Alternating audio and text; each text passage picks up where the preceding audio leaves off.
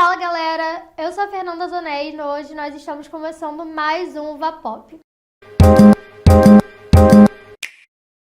No programa de hoje nós vamos falar sobre cultura pop periférica, que é um assunto muito importante na nossa sociedade, mas infelizmente não tem tanta visibilidade quanto deveria. E quem vai estar me auxiliando aqui hoje é o nosso amigo Gabriel Matos. E estamos aqui hoje com um convidado especial que sabe tudo sobre esse tema. Ele que já trabalhou na Netflix com Super Drags e agora está desenvolvendo o seu próprio projeto, que é o Favela Mágica. Ele é um desenhista e influenciador digital. E aí, Léo, tudo bem com você? Olá, tudo bem? Bem, então vamos começar perguntando sobre como você começou com um desenho e como surgiu a periferia na sua arte. Eu comecei assim a fazer ilustrações e desenhos, mais assim focando em tentar entrar nessa área já na adolescência. Não tinha muita referência de pessoas que viviam fazendo arte. Eu não sabia que existia estúdio de animação no Brasil, por exemplo. E aí eu comecei a pesquisar assim, tinha estúdios brasileiros de animação. E aí eu descobri que existiam, né? E aí foi quando eu comecei a estudar sozinho animação, no YouTube mesmo, entendeu? Não tinha nem faculdade e nem tinha experiência. Então foi quando eu decidi fazer Enem para ir conseguir estágio. Eu consegui. No meu segundo período da faculdade, eu já consegui estagiar no Combo. E foi lá que, tipo assim, foi super uma escola para mim, né, no Combo Studio. Foi lá onde eu fiz Animalu por muitos anos. E aí veio o Super Drags. Tô preparada pra atacar! E Super Drags tem uma pegada muito mais de periferia também. Você mostra muito a vivência de pessoas LGBT em periferia. Exato, exato. E a questão da periferia no meu trabalho foi uma questão, assim, que eu sempre gostei de criar histórias, desde muito novo. Só que eu tentava criar histórias fora da minha realidade, porque era o que eu via. Então eu consumia muito anime, muito mangá, e não tem anime e mangá que se passa em favela, que se passa na periferia. Aí foi quando eu pensei, cara, dá pra fazer uma história muito mais verdadeira, sabe? E com a minha vivência, com a minha realidade. Eu não preciso, tipo assim, pesquisar no Google uma referência de uma rua do Japão. Foi quando eu percebi que, tipo, tinha um grande potencial fazer uma história de um universo mágico dentro de uma periferia. A periferia, ela produz um mar de cultura, do rap ao funk, do grafite ao desenho. Você sente que ainda há uma grande resistência para aceitar essa cultura? Então, eu acho que essa resistência ela sempre existiu, né? Já foi muito pior no passado, né? Um povo sem cultura é um povo que acaba ficando sem alma, né?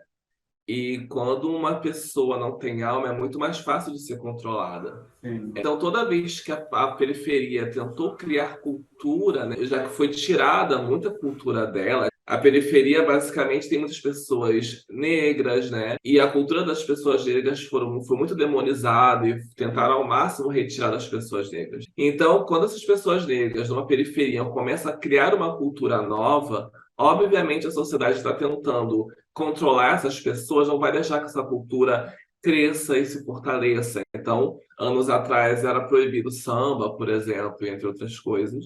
Exatamente. Então, eu acho que essa resistência ela sempre existiu, ela sempre foi muito forte. A gente que trabalha com arte, a gente está tentando ao máximo colocar mais isso nas produções, porque a gente vê que, tipo, além de ser algo muito importante socialmente, também é algo muito rico. É uma coisa que ainda não foi bem explorada e mostrada, sabe? Que enriquece muito a cultura pop. Exatamente, a cultura periférica enriquece a cultura pop, sabe? Então, eu acho que a gente está começando, não começando, já um tempo que isso está acontecendo, mas agora está ficando cada vez mais forte isso, sabe? E como você avalia a recepção da cultura pop, no geral, dentro da periferia?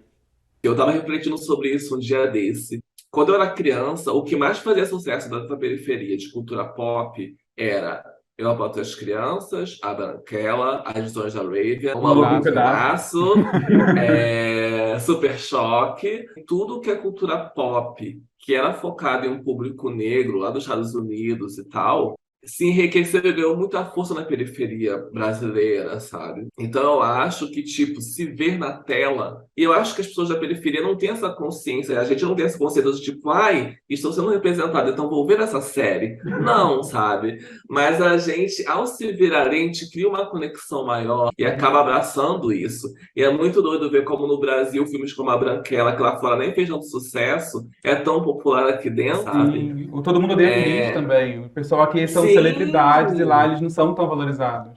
Você vê que no Brasil séries que tenham personagens negros como protagonistas e tal, são muito poucos. Eu me lembro assim que a série nacional que o povo da comunidade onde eu vivia mais gostava de assistir era Cidade dos que tinha o Homens. Laranjinha e uma Acerola, não é? Isso. A gente tem uma ideia muito preconceituosa das pessoas da periferia em relação ao que elas consomem, né? É como se não existisse nerd negro, é como se não existisse otaku que morasse em periferia. E anime é muito coisa de preto, sabe? Só que as pessoas não percebem isso. Exatamente, sabe? E eu acho que a questão da representatividade faz com que a cultura pop seja ainda mais abraçada pela periferia, e eu acho isso um ponto muito positivo. Bem, então vamos agora para um rápido intervalo. No próximo bloco, fiquem ligados porque a gente vai falar mais sobre os projetos do Leonardo.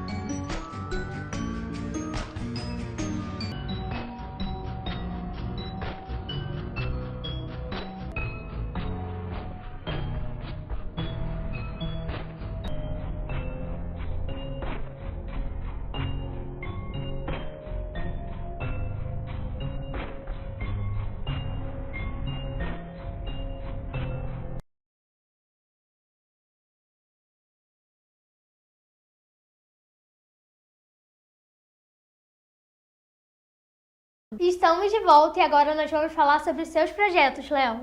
Bem, Léo, agora em dezembro você vai para a CCXP, que é uma grande feira internacional de cultura pop.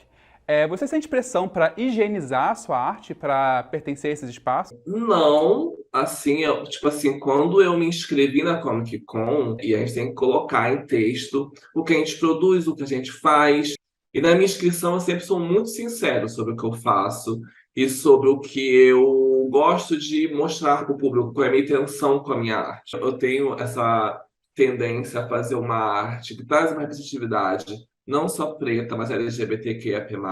Deixo muito claro que a minha ideia com a minha arte é tornar um evento como a Comic Con um pouco mais negro. Por mais que eu queira levar a periferia para a Comic Con, eu sei que as pessoas da periferia nem todas conseguem acessar um lugar como esse. E quando eles me aceitam, eu já sei que eles já têm noção disso. Então eu não tenho, sim, essa pressão de higienizar minha arte, né? Eu acho assim, se me aceitaram é porque eles querem isso. Exato, eles querem mais do Léo. Você falou um pouco sobre colocar suas identidades LGBT como pessoa preta muito na sua arte. Como funciona esse processo para você de transformar as suas vivências em basicamente um espetáculo digital? Eu consumo muita coisa da cultura pop. E às vezes o que me incomoda é que eu não sinto verdade em algumas coisas. Tipo assim, quando você começa a estudar roteiro, você começa a ver tudo de uma maneira um pouco mais analítica. Isso é meio que estraga um pouco a forma como você assiste as coisas. Então eu sempre tento ignorar esse lado, fico tipo assim, deixa eu ver Wakanda Forever, sabe? Mas acaba que me pega muito. Então, assim, do mesmo jeito que me incomoda ver algumas produções que eu sinto que não tem muita verdade, eu sempre tento trazer isso na minha obra, né? Por exemplo, eu tô agora com um quadrinho que eu vou lançar na Comic Con, que é o Esquadrão Coração Cadente.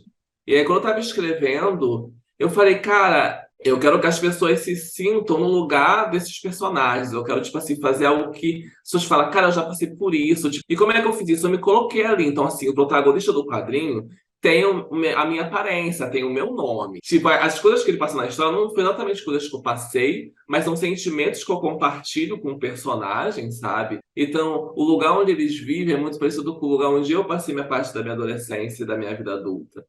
Então, assim, eu tento sempre trazer essa verdade. Quando eu escrevo coisas com a minha verdade, eu sinto que fica muito mais natural e mais crível. E além desse projeto do quadrinho, você está criando também o Favela Mágica. De onde surgiu a ideia para Favela Mágica? Da minha necessidade de criar um projeto meu. E eu comecei a pensar, o que eu gosto de assistir? Eu gosto de desenhos que tenha magia. Aí eu pensei, mas só uma história de magia é muito rasa. Preciso colocar alguma coisa que seja um diferencial. E aí foi quando eu olhei para a janela da minha casa, aí eu vi os postezinhos com um sapato amarrado no poste, umas pipas. Eu falei, velho, o meu diferencial tá lá fora, sabe?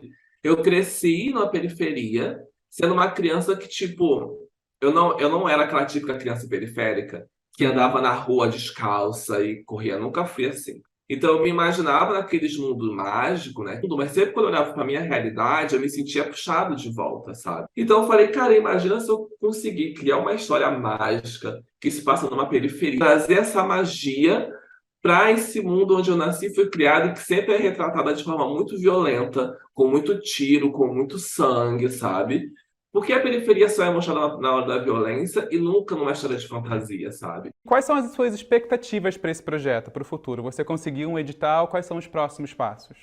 Então, eu tô agora com o Combo Studio, a gente está desenvolvendo mais a história, né? Então, agora que a gente tem uma equipe junto com o Combo Studio entrou em contato comigo, e a gente começou a trabalhar e desenvolver mais essa história, e a gente conseguiu agora o edital da Rio Filmes, e é um edital com um valor que não é muito alto, né? Tipo assim, nosso dinheiro necessário para fazer a série acontecer não é. Para usar esse dinheiro para poder investir mais no projeto e desenvolver para aí sim a gente conseguir levar e apresentar para mais empresas, mais canais de televisão, lugares de streaming e tudo mais. A minha meta, assim, o meu sonho, é que a gente realmente consiga fazer um barulho gigantesco, que a gente realmente consiga movimentar e mostrar para as empresas que o público quer isso e fazer a Favela Mágica acontecer. O meu sonho da minha vida, agora eu vou falar aqui desse vídeo para vocês, é conseguir contratar bastante pessoas periféricas e negras para o projeto. Um espaço em que majoritariamente é repleto de pessoas brancas, que é o espaço da animação, ter pessoas realmente periféricas e negras trabalhando